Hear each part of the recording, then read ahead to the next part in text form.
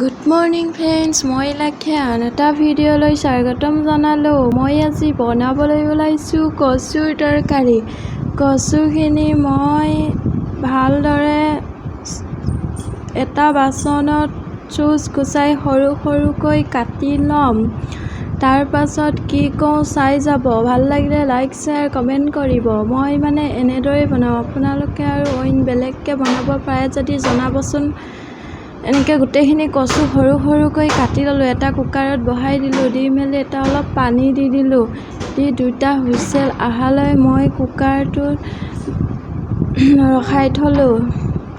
এটা কেৰাহীত মই তেল, পিঁয়াজ, নহৰু দুফুটামান, জিৰা অকণমান, পাঁচফোৰণ কেইটামান দি সৰুকৈ বিলাহী এটা কাটি লৈ কেৰাহীটোত দি দিলোঁ গোটেইখিনি। তাৰপিছত হেতাৰে মই লৰাই দিলোঁ। তাৰ পাছত মই গোটেইখিনি ভালদৰে ভাজি ল'লোঁ। ভাজি লোৱাৰ পাছত মই তাতে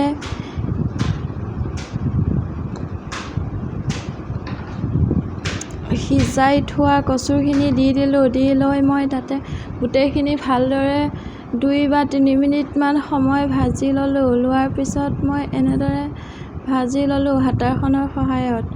তাৰ পাছত মই সিজাই থোৱা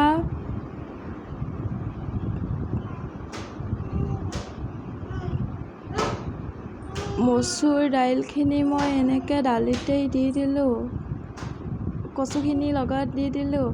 তাৰ পাছত মই ভালদৰে 3 মিনিটমান সময় ভাজি ল'লোঁ এইখিনিও। তাৰ পাছত মই অলপমান পানী এড কৰিলোঁ।